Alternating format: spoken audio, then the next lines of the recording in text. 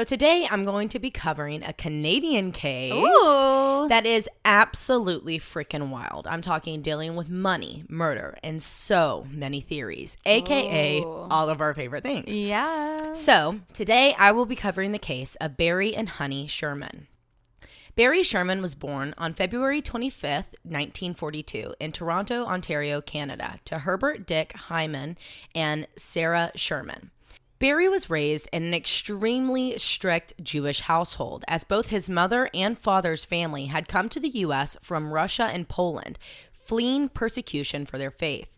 According to an article written by the Wall Street Journal, Barry's father, Hyman, was a business partner for a zipper company, and his mother was a stay-at-home mother until Hyman unexpectedly passed away from a massive heart attack when Barry was at the age of 10.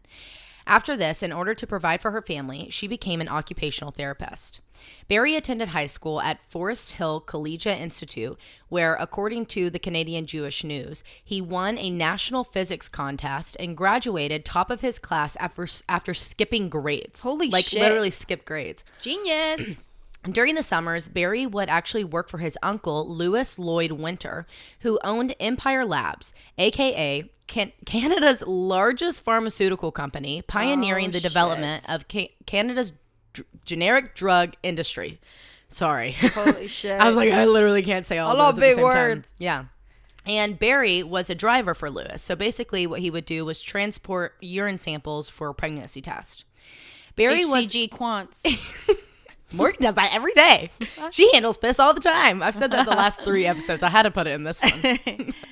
So Barry was extremely close with his uncle Lewis, especially after his father passing. And Lewis loved Barry like he loved his own sons. So he really saw tons of potential in Barry to be a business owner one day and maybe even do the same thing that he does. Therefore, anytime Lewis was sick, on vacation, or just out of the office for a day, he would ask Barry to oversee all operations for him. Upon graduation from high school, Barry enrolled at the University of Toronto's Engineering Science program in 1958 at the age of 16, the youngest to ever do it at the time. Holy shit. Also that same year, Barry joined the Canadian Army Student Militia. And in 1964, Barry graduated from the University of Toronto, receiving the highest honors in his class and being awarded the Governor General's Award for his thesis. Oh my God. That following year, Barry's uncle Lewis suddenly passed away due to a giant aneurysm. Not verified on all sources, but it's probably like the most common answer that I could find. Okay. And 17 days after he passed away, his wife, Beverly, passed away after battling terminal leukemia. Oh my God. Leaving behind 4 children, all under the age of 7 at the time. Barry was crushed, but decided that the best thing that he could do to further his education by enrolling at MIT in Boston, beginning a doctoral studies in engineering, completing his PhD in astrophysics in 1967. My goodness. I know, right? That same year, Barry returned to Toronto, where he and Joel Ulster, which was his best friend from high school, purchased Empire Group. So it's like Empire Labs, but it was like under a group name. Okay. And they purchased that on August 23rd, 1967. As written into his Uncle Lewis's will, only under the condition that he could buy it if the 4 Winter sons would be able to work at the company when they turned 21 and were given the opportunity to buy 5% stakes in the company after 2 years of working, with a 15-year royalty on 4 of Empire's patent products. Fair enough. So like he set them up perfectly for, success, but they were just so much younger than Barry. He knew that Barry would get to it before him. Right, yeah. So him and Joe Ulster buy it in 1967. However, according to the Maclean's, I think it's called Maclean's article written about Barry Sherman, the agreement would be voided if Barry were to sell Empire Labs before the sons turned 21. So basically, he owed them nothing if he thought it was in the best interest of the company to sell before then. In 1969, when he swapped Barry swapped shares with the Empire's largest customer, putting them in full control of the company. However, he still did have some ownership. He used the money that he made off of that swap to invest in Barr Laboratories, becoming the largest shareholder and the president in 1970. Barr was a pharmaceutical company based out of New Jersey that manufactured specialty and generic drugs in 30 countries, primarily selling generic drugs, which was 75% of their overall revenue. In 1971, Barry married Honey Rich. The two had been introduced by Honey's coworker at a hospital that she had been volunteering at the time. And her coworker were just like joking around when Honey said that she was looking for a nice Jewish doctor to marry.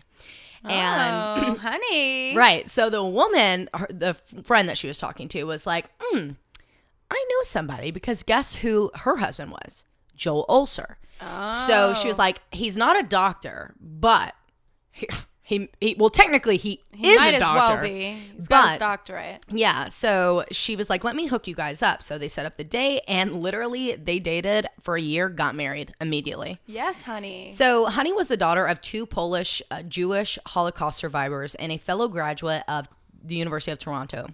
Honey was the yin to Barry's yang. She was funny and loud and lively and sociable, whereas Barry was all business, no jokes. Like, he would be at a party reading newspapers, and she would be like working the crowd the entire time. And the couple would later have 4 children: Jonathan, Lauren, Alexandra, and Kayleen. Honey was a stay-at-home mother, but still heavily involved in the couple's businesses and all of their foundations, while Barry continued to grow his fortune and invest in more companies. In January of 1972, Barry and Joel Ulcer sold the entire Empire company to ICN, or International Chemical and Nuclear Corporation, for 57,000 shares, officially voiding the agreement with Lewis Lloyd Winters' estate. So in 1974, Barry founded Apotex, and I think that's how you pronounce it. It's spelled Apotex, so that's the best. That's the best one I'm going to get, y'all. Sorry. So he founded Apotex with former Empire personnel. So he took some of the people and brought them with him to create his own company. And it was officially founded in 1974, as I said, and it was a private company owned and operated solely by Barry. And at some point, Barry got into obsessed with nutrition, and so he founded National Institute of Nutrition with a man named Richard Kaisenberg. However, he later just sold his ownership because he wanted to solely focus on Apotex. By 2016, Apotex became Canada's largest domestic pharmaceutical manufacturer, employing over 10,000 people, according to Forbes magazine, and making a revenue of $1.5 billion annually. Holy shit. According to many sources. I don't know how many more times I could say that, but holy shit. I know, it just gets crazier too. So when I was writing this, I'm like, this is straight up a movie. New game, drink every time Morgan says holy shit. And then also drink every time I say billion or million. So fair enough. There you go. See you guys at the end, maybe, if you're not passed out. Y'all are going to be dead by the end of this. Alcohol poisoning. Done. Probably. Yeah. So Honey and Barry were always giving back, donating $50 million to the United Jewish Appeal and other Jewish charities, providing fundings for multiple buildings across Toronto to be built, specifically the Bay Crest Health Science Geriatric Center. And they were major donors to the United Way, donating over $50 million worth of medicines to disaster zones since 2007, and personally loaning employees money to those who needed any aid. So he was a good dude. Yeah. But also, we know if you make that much money, you have to donate it in order to not get your ass tax out the window. Right. So how good, you know? Right. But he is a good dude. Like, he is doing a ton, like, helped his employees out. Everybody said, like, he was a great person to work for, but he was all business. Mm-hmm. So also, Barry was a lobbyist and was constantly funding campaigns for those running for office across Canada. Barry and Honey had a reputation. Most people hated Barry, but loved Honey. But others said the opposite. Either way, Barry was a renowned businessman, and Honey was his secret weapon and partner. And they were just an expensive-ass power couple. Hell yeah. Yeah. So one thing was for sure, though.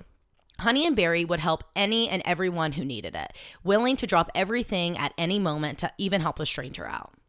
By 2016, 70-year-old Honey and 75-year-old Barry, and now, according to Forbes magazine, were worth an estimated $3.2 billion and the 12th wealthiest man in Canada. And there's also conflicting accounts on that, saying that he was actually worth $4.7 billion, not $3.2 billion. Shit. So, drink.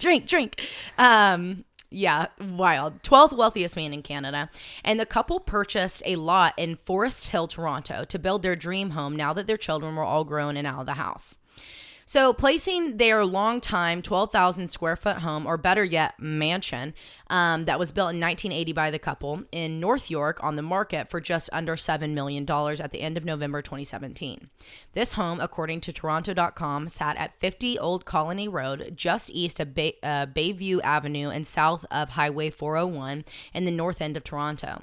It was a massive 6-bed, 9-bath with a main floor that consisted of living rooms, sitting rooms, kitchen, dining rooms, various closets and 2 stairways, a few other like bedrooms, and one that led downstairs to this underground garage, storage closet, TV room, utility room, workout room, and their underground indoor pool and jacuzzi. Oh, I'm already looking at it. Yeah. Are you crazy? It's wild. It's beautiful. Along with their outdoor pool, jacuzzi, and tennis court, not to mention the fact that they had a full-time cleaning staff for their home. Absolutely fucking wild. Not to mention that their bathroom is all marble. Literally imported, gorgeous marble. And I'm going to give you a lot of details on this house here in a little bit. So just weeks after placing their mansion on the market, on the morning of December 15th, 2017, their realtor, Elise Stern, tried contacting Honey and Barry about a potential buyer that wanted to see the home that day, but she had not heard back from them. Knowing that they were wanting to sell this home as fast as possible, Elise knew that they would not be home at that time, and this is typically when they had meetings, and they had given her permission to show it at any time, really, like whenever she needs it, even if they don't get like an okay, because if it was like a potential big bite on this house, they wanted it to be sold. And how often do people really view a house that expensive? $6.9 million. Right. So she went forward with the clients and their agent, who was named W. Zhao. I cannot pronounce his first name correctly, so it's last name is Zhao. Scheduling their home visit that morning for 10:45 a.m. The only people in the house at the time were the Sherman's main housekeeper and their plant keeper when Elise had arrived with the clients and her agent. And immediately, once the clients arrived, Elise went straight into showing mode, which everybody that's ever done like a tour or of anything, it's just like a completely different disassociation of yourself. Yeah. You don't even recognize that person. So Elise went through the top floor, showing the amazing bedrooms, the bathrooms, the spacious closets, the beautiful art, the imported woodwork, before leading them to the main floor and that's connected to the outdoor amenities, and then heading down to the basement.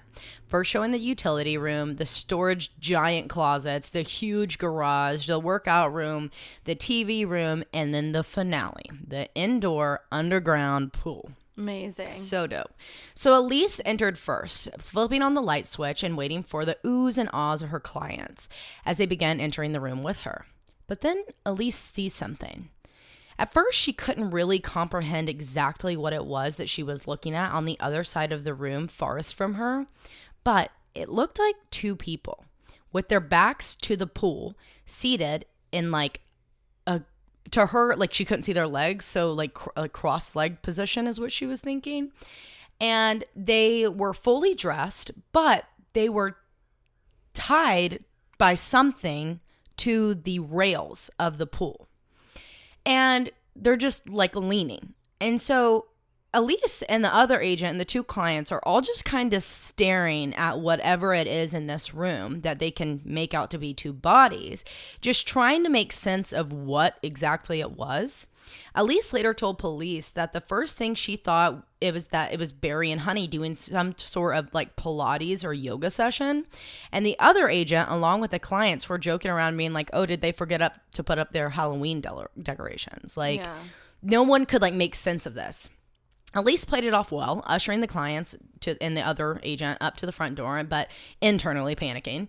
And as she's heading out the front door with the potential buyer, she tells the Sherman's housekeeper to go downstairs now to the pool and figure out what the fuck that was. Moments later, the plant keeper was like, you know what? I'm just going to go, because the housekeeper was like, I'm too scared. I'm not going to go. And the plant keeper was like, oh, I'll go handle it.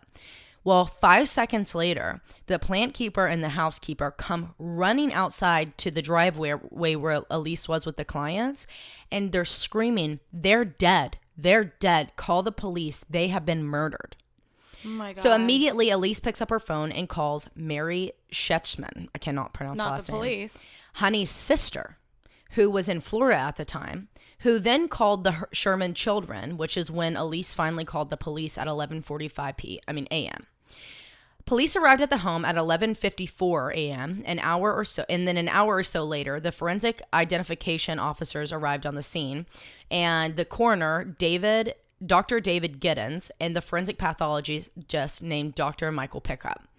So the home was completely shut down by the Toronto Police Homicide Squad, and all of the officers were made to wear the white coveralls, so like hazmat suits basically, in order not to contaminate this crime scene, knowing just how high profile this case was going to be. Right. Good call. So all individuals that had been in the home that morning were called back for questioning, which included the Sherman's personal trainer, the housekeeper, a furnace mechanic, the gardener/plant keeper, Elise, the clients, and their agent. However, the clients, who were from China, refused to even come near the home or speak of it again, because it's an extremely bad omen in their culture to even lay eyes on a dead body. Yeah, so they were like scared to death after this happened. Oh my gosh. When police arrived at the scene, they noted that there were obvious signs of rigor mortis already in Barry and Honey, and their bodies were completely blue. There was evidence that they had been dead for some time at this point, but due to the conditions of the pool room, hot and humid, their time of death would be hard to determine. There seemed to be no sign of a struggle, but everything in this crime scene was just off. Like, there was no sign of anything. And Barry was found seated with his left leg stretched out in front of him, and his right leg neatly bent at the knee, and his right ankle was resting directly above his left knee. Like, you know how old men sit in church? Yeah. That. Barry's jacket had been pushed down on his arms right below his shoulders, keeping his arms pulled close to his side. His hair looked as if it had been completely like brushed and fixed, and his glasses were neatly sitting on the tip of his nose as they always did. Honey was found in a similar position. Her legs were straight out in front of her, her coat was around her arms, and her hair had been nicely done. However, she did have obvious bruising from behind her right ear to the front of her face. The thing that was holding the couple up to the railing were two black belts that had been looped tightly around their necks and then around the pool railing. Oh my God. But the most significant thing about the couple's discovery was not the way that they were found, like the manner that they were found. It was how staged it looked, and how eerily close the positions they were in resembled two sculptures that were in the Sherman's mansion. I just got straight chills, forehead chills. Mm-hmm. These sculptures were from the 1970s, and they sat in the basement TV room on top of speakers. And I'm going to show these to Morgan, but this is in the room directly across from where the Shermans were found. Okay. Okay. Holy shit. Yes, like, guys, one's a woman and one's a man in the sculptures. And they're propped up on two speakers in the TV room. And the man is sitting with his left leg crossed, right? No, left leg straight. Oh. Oh, wait, no. Right leg straight. That was mirroring. They're sitting identical to how Taylar just described their bodies. And their legs their arms were placed in the same positions. And this is going to be on our Instagram if you guys want to go look it up. Oh my God. Yeah, it's wild. So at 4 p.m. that day, the story officially goes out into the news, and it's about the deaths of two unnamed individuals in the Shermans' home. But then moments later, a friend of the Shermans tweeted that the bodies belonged to Barry and Honey. And the media swarmed the house. But police tell them that it seems to be that there is no foul play involved, And they are not treating this as a homicide, nor are they searching for suspects. However, nothing comes out about the death. Like, nothing. I'm sorry. They did note that these deaths were, quote, suspicious. Okay, sorry. But they did request for tips and leads to be sent into Toronto police. So media captured photos as both Barry and Honey's bodies were taken from the home and transported for their autopsy. On December 16th, the day after the Shermans' bodies were found, all of these odd comments finally made sense because that morning, everybody woke up to a headline that would make you spit your coffee out. According to inside police sources, detectives were investigating Barry and Honey Sherman's death as a murder-suicide or a double suicide.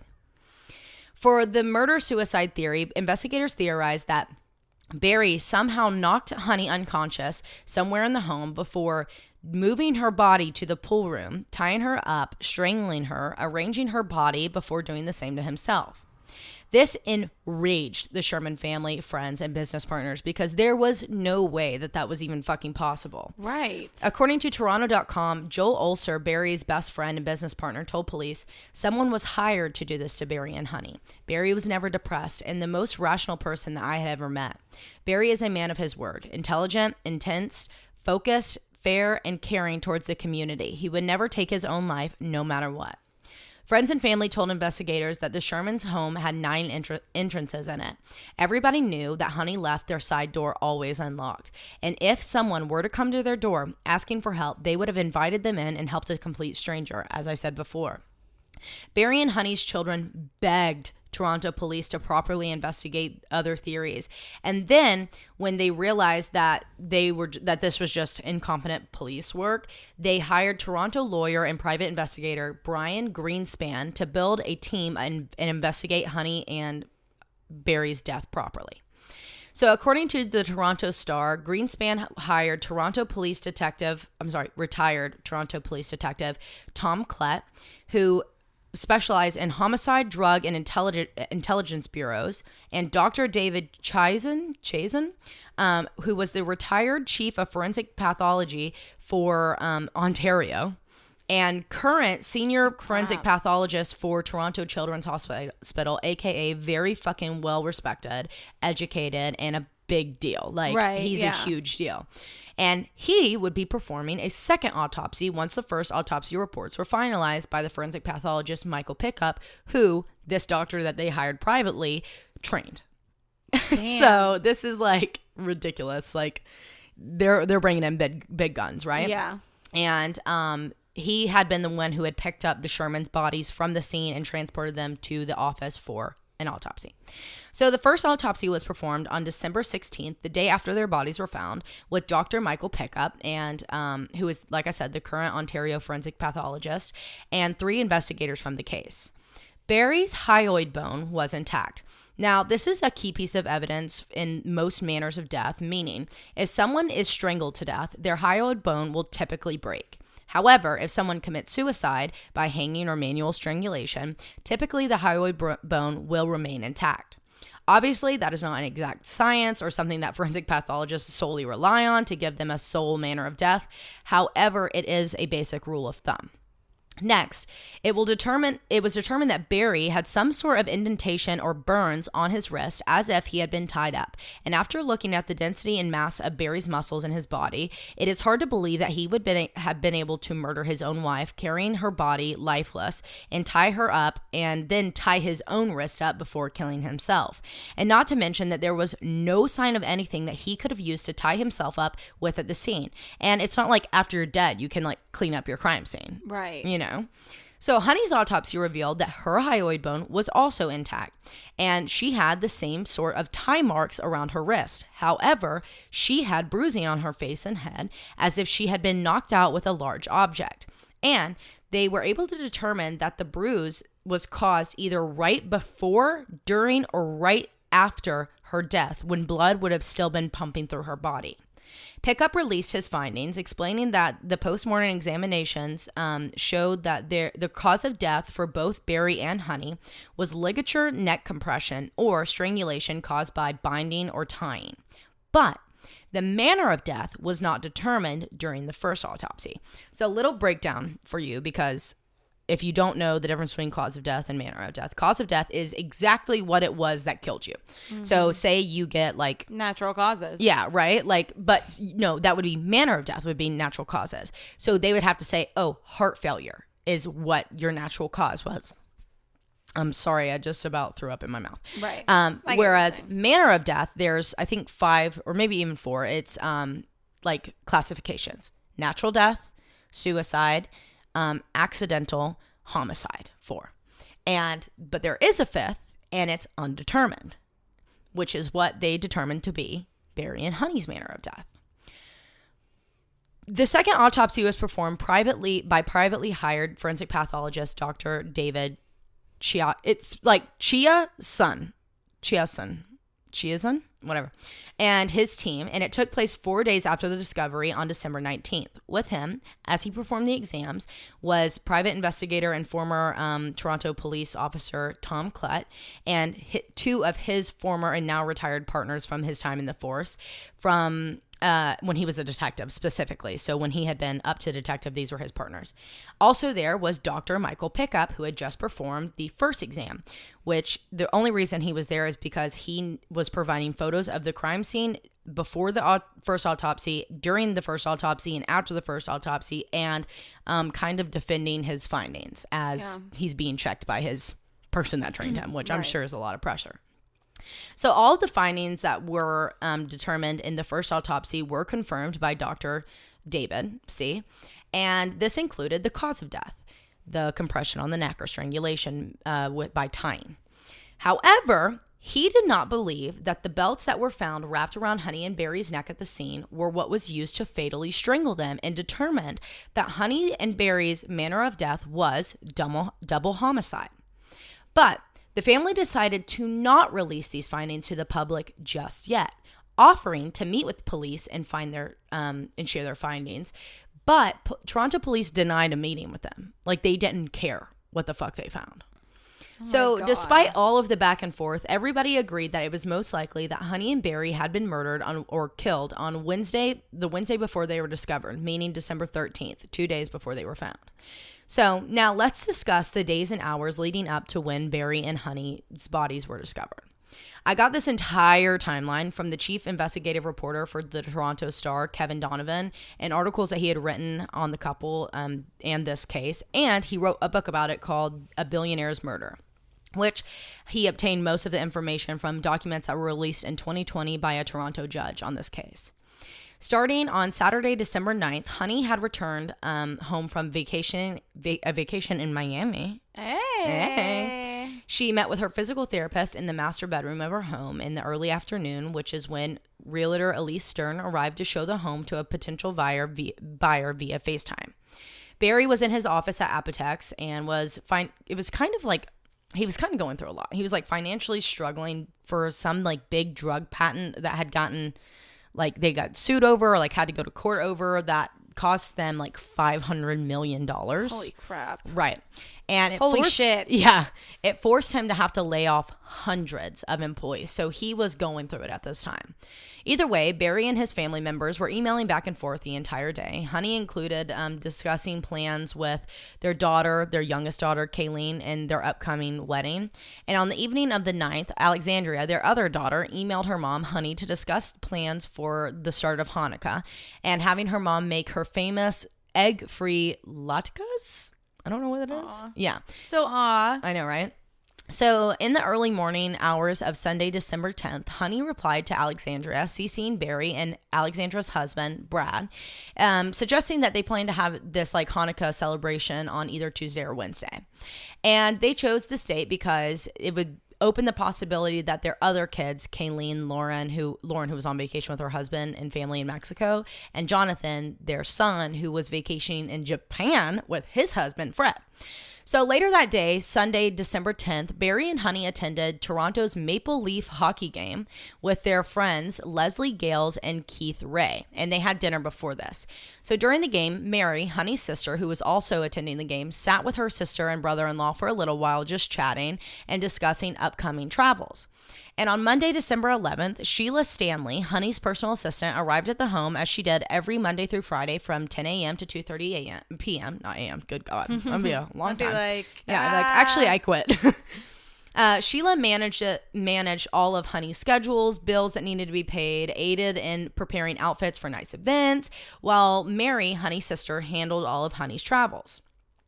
They both told Toronto police that none of Honey's schedules had password entries, so you could just get on it. Like, it wasn't something that was protected. And that is a major red flag in this case. Yeah. So the only difference between Honey's schedule this week than it would be any other week is that Sheila, her assistant, would be leaving out of town on Wednesday to go on vacation and then return the next Monday. The next day, Tuesday, December 12th, Honey worked with Sheila in her home, and she and Alexandra planned the Hanukkah gathering, and they moved it from Tuesday to Friday due to some scheduling conflicts. Honey and Sheila focused on planning the trip for Florida that Honey would be again leaving on early that next week, and after a week, Barry would come and join her in their Florida home that they had. It's nice, right? Yeah, and I would love that first part of the week by myself. That's for sure. Yeah, me too. I would absolutely enjoy that. And they also had painters throughout the house that were preparing the home for the showing and the sale. So Barry was at work that entire morning when his meeting with the contractors to discuss the building plans for the new home got pushed to the next day. And because of this last-minute rescheduling, Barry missed his best friend's annual Christmas luncheon, and that was hosted by his friend Frank D'Angelo. To which he called and apologized for missing this. He called Frank and was like, "Hey, I'm so sorry. I'll be there next year." And Frank said, I gave him some shit and we joked around. And then I was like, "No big deal. You come every year, so see you next year." So on Wednesday, December 13th, Jack Kay, Barry's second in command at Apotex for the last 35 years, and his wife, Pat, were in the airport waiting on their flight to New York, where they were going to be attending a concert that Jack had surprised Pat with, a.k.a. Honey set all this up because she knew that Pat wanted to go see this person in concert and forced Jack to buy the tickets and everything to take her there. So yeah, they were gonna. I was like, that is such girl shit. I love that kind of energy. So at 8:30 a.m., Barry's physical trainer, Denise Gold, arrived at the Sherman's home, where they first started off by stretching in the master bedroom before going downstairs to work out in the home gym. After Barry's appointment ended at 9:30, he got ready and left for work. And then it was Honey's turn, so she worked out until 11:30 a.m. So Sheila had arrived at the home at 10, as she does every weekday, and she was finishing everything that she needed to do until she would come back from vacation for Honey. So at noon, Honey's personal masseuse arrived at the home for her weekly 2-hour massage. And painters were still in and out of the home working on the new primer before Elise Stern arrived at her afternoon showing of the home. Once Barry got into his office, he responded to an email from his son, Jonathan, requesting Barry to transfer $17,677 to his bank account in order to pay for his surrogate, as he and his husband were trying to grow their family. This was Barry's second payment for Jonathan's surrogate. And the first one was transferred a week before, and it was for $311,609. Is that how you say that? Yeah. Isn't that crazy? It cost that much. Yeah. Ugh. And Barry responded to the emails with Jonathan CCing an employee at SureFam, which was the family's holding company, to authorize the funds to be transferred. At 5 p.m. that evening, CEO of Apotex, Jeremy Desai, stopped by Barry's office, inviting him to the company's annual Christmas party. However, Barry and Honey were in the boardroom meeting with the architects and builders of their new home, planning it out, all the building plans. This meeting ended at 6 p.m., which is when the Apotex security cameras captured Honey leaving the office and getting into her car and driving off, with Barry returning to his office. At 6:21 p.m., Honey called Ellie Appleby and asked if Ellie's husband, who had just gotten out of a major surgery, was doing okay. And then Honey said that she was on her way home. She then called her sister Mary, but didn't talk for long, just saying because Mary had been packing for her trip to Florida. And then Honey actually decided, instead of going home, that she was going to run to some stores and shop for Hanukkah gifts. And she finally returned home at 8 p.m. And Barry got home at 9 p.m. with both of their phones being extremely active until this point. So based off of the couple's cell phone activities, investigators believe that they had been murdered between 9 p.m. and midnight on that evening. On Thursday, December 14th, phone records showed tons of people trying to contact both Honey and Barry, including Honey's sister and Alexandra sending photos of her kids, which she thought was so weird that her mom didn't respond to. Which, first off, I'd be like, Mom, are they cute? Tell me that they're the cutest things you ever saw. Like, right. I'd be like, red flag if my mom's not responding to that. Yeah, you know? For sure. At around 9 a.m., the neighbor's security footage the next day, on Thursday, December 14th, at around 9 a.m., the neighbor's outdoor security footage captured a man pulling into the Sherman's driveway, driving a 4-door sedan, and he gets out of the car, enters the Sherman's home through the front door before returning to his car, sitting there for a few minutes, and then doing this 2 other times. And he finally left the home at 10:15 a.m. Do they not have security cameras? Mm-mm. On Friday, that was a no, by the way. Okay. I know you guys can't see my head shake. Okay. So on Friday, December 15th, the day that the Shermans were discovered, Honey missed many phone calls from friends, her sister, and Elise Stern, the realtor. That morning before Elise arrived, the cleaning lady had let herself in using a newly installed lockbox for keys. On December 21st, Honey and Barry were laid to rest with over 600,000 people in attendance. Wow. During which the entire community was still being told that Barry had killed his wife before killing himself. That is until January 16th, 2018, a month after their deaths, when the Toronto PD held a press conference in which they announced to the public that after further investigation, they believe that Honey and Barry Sherman's manner of death was officially a homicide. Toronto PD explained that they had searched the entire home extensively, along with the roof, yards, neighbors' yards, checking all cameras in the area, and even searching the sewer systems connected to the home. However, there was not a single drop of evidence. Therefore, they needed the help of the public, requesting any tips and leads to be sent in to Toronto Police Department. No evidence in a case like this is absolutely fucking insane. And it tells us so much about their murders. Whoever killed them was trying to send a message, and it was personal. And I was talking with Arletta about this case when I was just researching it, and she made such a great point. She said, it's more so than that. It's so personal that it was shown off in an art form, right? Like the Black Dahlia. Yeah. So, ugh. Yeah. And by the way, someone that knew the house. Yes, exactly. So, I'm just gonna go ahead and apologize for up until this point. Feel like I'm stuttering and talking at the speed of light, because that timeline is so intense and detailed that you have to know every detail of it. Yeah. So I do apologize for that. So Barry and Honey, what we know is that they were targeted, which is exactly how Toronto PD worded it. However, this was not an act of rage or a moment of emotions and passion. This was someone who thought about their murders for a long time and planned it out to perfection. This person knew the ins and outs of the Sherman home, their schedules, everything about them, and their day-to-day lives. But who? There are 4 main theories as to who would have had the motive to kill the Shermans. Number 1, the contractor that built their first home that is now on the market.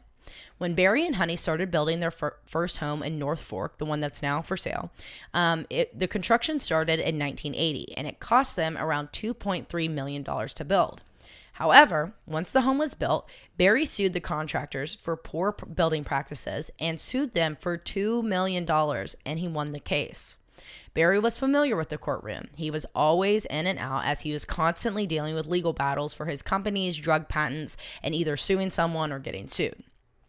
Barry was great in court. He knew exactly what he was doing, and he rarely, if ever, lost a case. So maybe the contractors that were hired by Barry, who were technically the last known people to ever see them alive in that 5 p.m. meeting on Wednesday, just hours before investigators believed that they were killed, knew of the legal actions Barry took with his first contractors and were working with the first contractors to kill the Shermans, which would explain the fact that their attackers knew the perfect layout of the home, the Sherman schedules, and how to get in and out without a trace.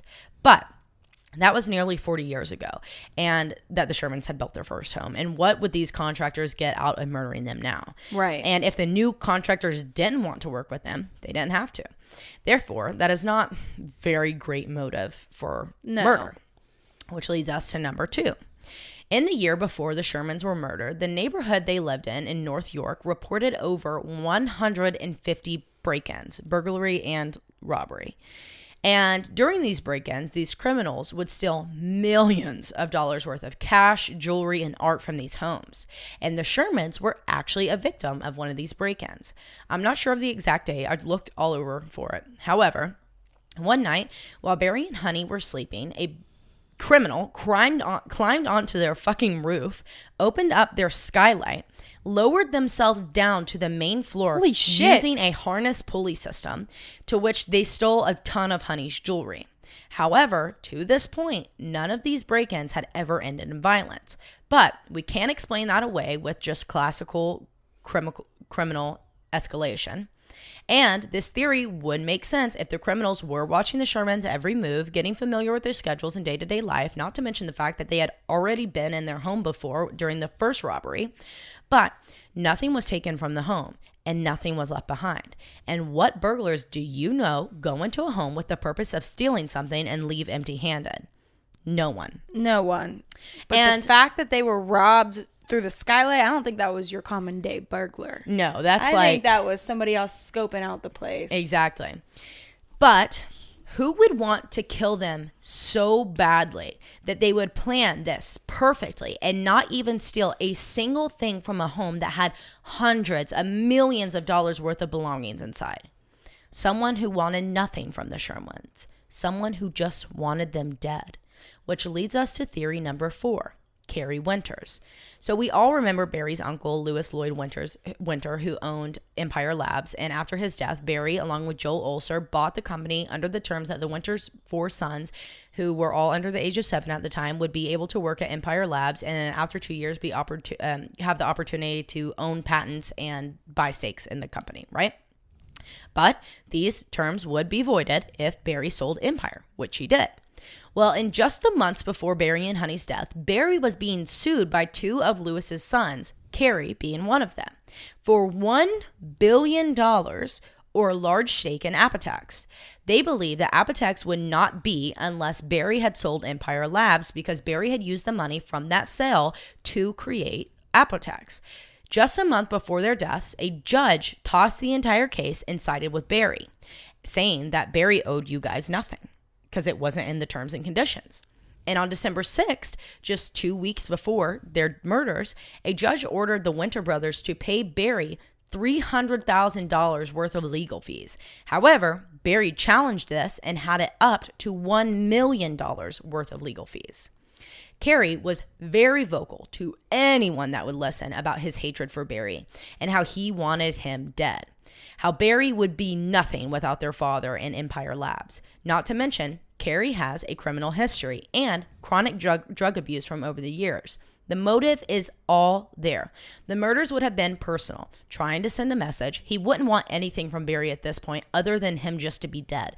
And Carrie had the connections and the means that would make it very easy for him to hire a professional hit on Barry and Honey. Therefore, Carrie was one of the first people that police interviewed. And he was very open with his hatred for Barry and how he fantasized about killing him. But he had an alibi. That night, he had been watching Peaky Blinders on Netflix, which is reflected by his online activities. And when the show ended, he went to Cocaine Anonymous. Bless you. Thank you. He went to Cocaine Anonymous. Now, that doesn't rule out the possibility of a professional hit. However, it would take a lot of time to get warrants in order to check his phone, bank accounts, and email records, which could only be done if Carrie was named as a person of interest or a suspect in the case, which he never was. However, Carrie had some really interesting information for investigators. According to Carrie, in the 90s, Barry had asked him to place a professional hit on his wife, Honey, because Barry wanted her dead. What? Carrie said he contacted the people, set the date, and got all of the details worked out and was completely ready for it. But at the last minute, Barry backed out and called the hit off. Investigators were obviously shocked by this. However, that would align with their first theory, making them look good. So they decided to pursue this lead, asking Carrie to perform a polygraph test, which he agreed. However, he dramatically failed. which he told investigators was probably because of his memory. He probably had some of the details wrong due to his severe drug use at the time, and it had damaged his brain. However, he could not present any factual evidence that would support this theory, making this an obvious dead end. The Sherman children refused to believe that Honey and Barry had, that Barry would ever do this to Honey in general, because they were always working in harmony. Of course, they fought and, disagreed on some things like every couple does. He's not going to put a hit out on her. Right. And their main disagreement in the last years leading up to their death was about how much money Barry had been giving and investing in Jonathan and his businesses. Jonathan owned hundreds of rental properties all over the world. He had thousands of investments and business ventures that Barry loaned him countless dollars for, never getting anything in return. Honey believed that Barry was enabling Jonathan by funding all of his ventures over and over again. Honey wanted her son to learn how to invest his own money and grow his own wealth on his own, the same way that Barry did, because she knew her son had it in him. It was literally in his genes. Honey wanted Barry's success and wealth to be what taught their children and invested in them in the beginning of their business ventures, and would later be given to them in the form of inheritance once Barry and Honey had passed on. Well, just 2 weeks before their murders, Barry allegedly had asked Jonathan to begin paying him back over $10 million worth of money that he had loaned him for his investments and businesses over the years. This enraged Jonathan for good reason, as Barry and Jonathan's main argument for years at this time, but really escalated in 2015, was about how much money Barry had been giving to Frank D'Angelo, the annual Christmas luncheon guy, who Barry always invested money in, but never asked for anything in return. A little background on Frank. There is tons of controversy surrounding him, a criminal history, thousands of failed business ventures. However, he is mainly known for owning many restaurants, bars, and clubs, and selling energy drinks in Toronto. Barry and Frank had become really good friends after Frank came into Barry's office making an investment pitch for Barry. And Barry just fucking loved him, his crazy ideas, his energy, his friendship, and honestly just his drive. So he always enjoyed investing in Frank, which is why Frank was looked at so early on in this case. But pretty quickly, it was obvious that Barry's death was the worst thing to ever happen to Frank, as Barry was always helping him out, never asking for anything in return other than just the friendship that they shared. So after this major argument in 2015 between Jonathan and Barry about Frank, Jonathan actually emailed his sisters and stressed them about how much money he thought Barry was giving to Frank, and that he was worried it would be taking away a significant amount from their inheritance, which leads us to theory number 4. Jonathan Sherman, Barry and Honey's son, murdered his parents. Oh my God. Jonathan had always relied on his father and his money to aid him and carry him through life. So when he realized how much money Barry was giving Frank, it worried him about his own future. Therefore, in the months before Barry and Honey were killed, Jonathan had been pressuring Barry to really think about his will, estate, and the future of Apotex. But Barry wouldn't. Barry was not planning on stepping down anytime soon. Therefore, he did not have a detailed plan as to who would take over the company if he died. Barry, even at the age of 75, was planning on working and expanding his company until the day he died or got to the point that he could confidently step down and retire. But for people like Barry and my dad, that is far-fetched. It's not going to happen. They don't ever back down. And this angered Jonathan because Barry's family history was sudden death, and the fact that Barry had not updated his will since 2013. All of this to say that Jonathan would have had more than enough motive to murder his father. But why his mother? To understand this, you would have to get the breakdown of Barry's will. So I'm going to break it down for you. In the event that Barry died, everything would go to Honey. And when Honey died, all things would be divided evenly between their 4 children. And we already know about how Honey felt with Barry giving so much money to Jonathan. So let's say Jonathan was so enraged about the fact that Barry had asked him to pay him back, but never asked Frank. In order for Jonathan to continue getting the money that his father freely loaned him from over the years without having to pay any of it back, both Barry and Honey would have to be dead. Right. Well, that seems like enough motive. Jonathan would know his parents' schedule, be easily allowed in the home, and know the layout perfectly, and how to do this without being caught. However, this looked professional. Therefore, he probably hired a hit and coached them through the murders and the entire process, promising them a large chunk of money after receiving his inheritance. But could he really do this to his parents? Well, remember how I told you that Barry's will had not been updated since 2013? It turns out, in the year leading up to the murders, Barry had been emailing back and forth with his lawyer about updating his will. And the changes were drastic. Barry was planning on donating $100 million to charities once he had died and leaving whatever is left, which would still have been hundreds of thousands of dollars, millions, no, not even thousands, hundreds of millions of dollars to Honey. And upon her death, it would have been split evenly to their children. However, these changes were never officially made because he died before they could get finalized, which even adds more motive. Mm-hmm. But again, would he really be able to do this to his parents? In September of 2018, Detective Dennis Yen announced that the Toronto PD had obtained 7 of the 21 warrants that they had requested to further this investigation. In October of 2018, the private investigation team that was hired by Brian Greenspan by the family posted a reward for $10 million of any leads that would result in the arrest and prosecution of a suspect. Later that same month, according to the Toronto Star, Toronto PD announced that they had officially obtained 37 search warrants related to this investigation.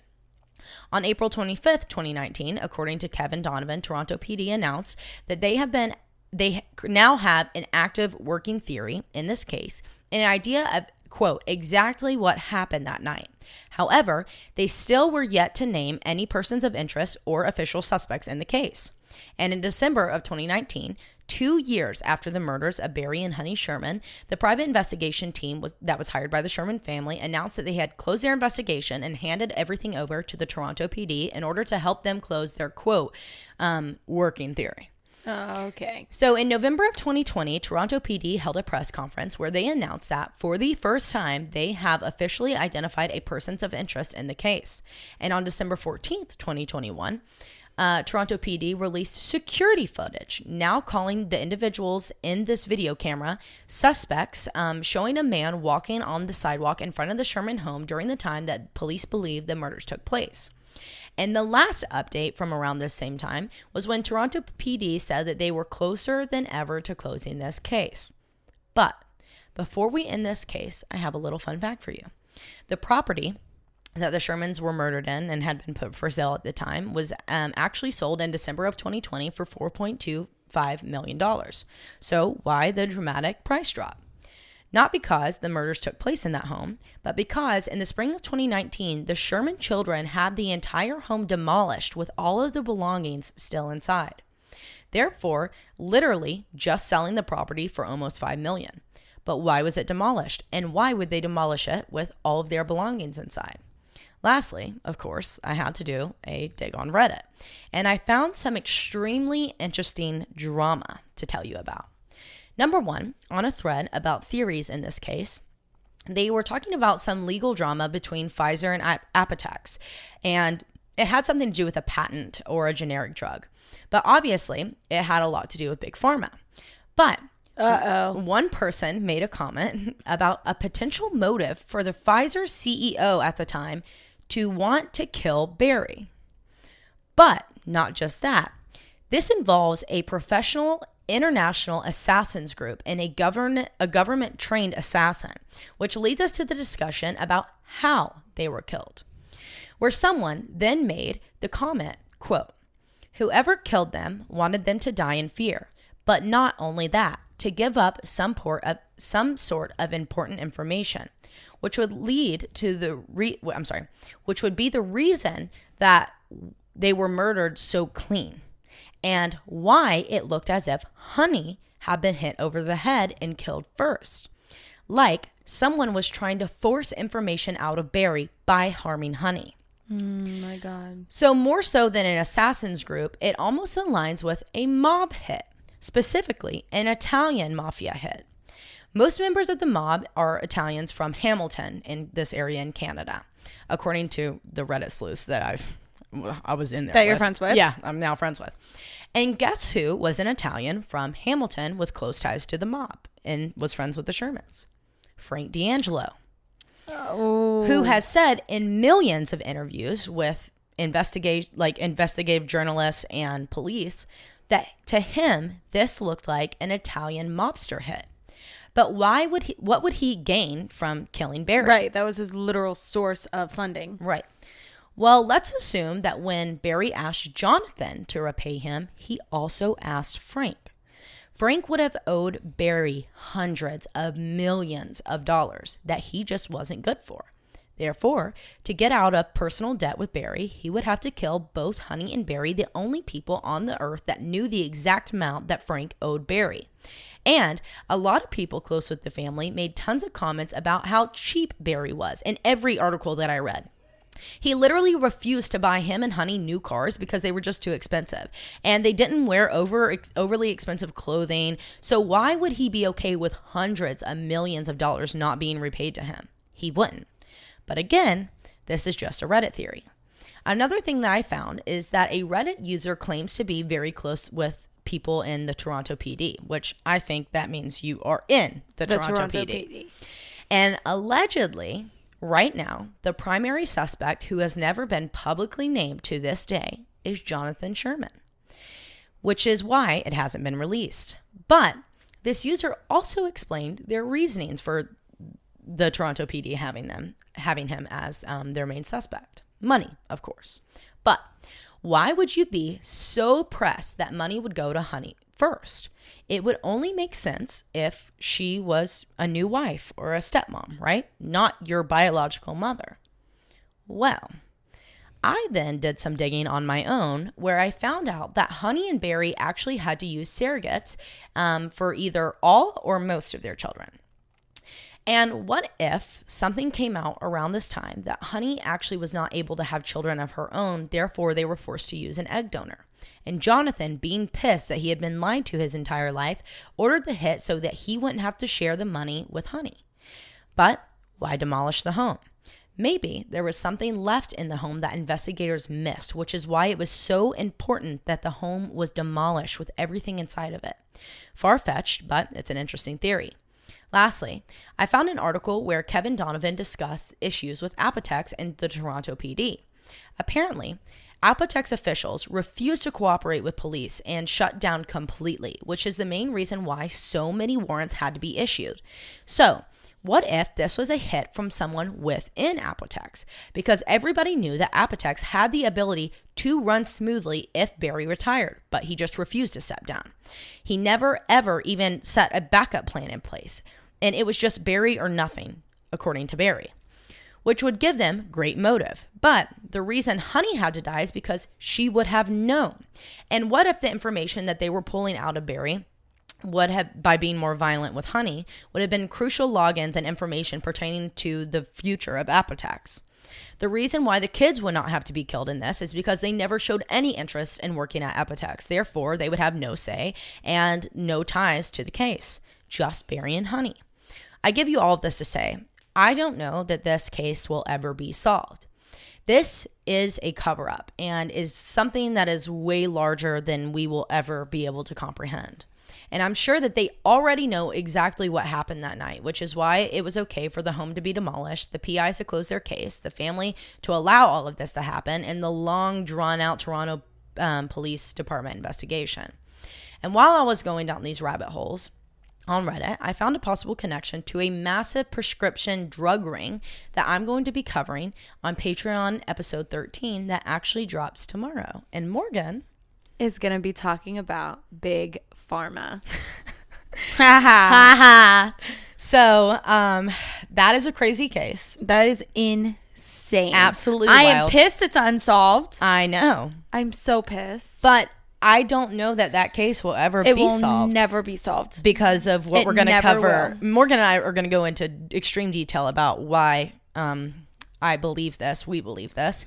And it's going to be in Patreon 13 that drops tomorrow, April 1st.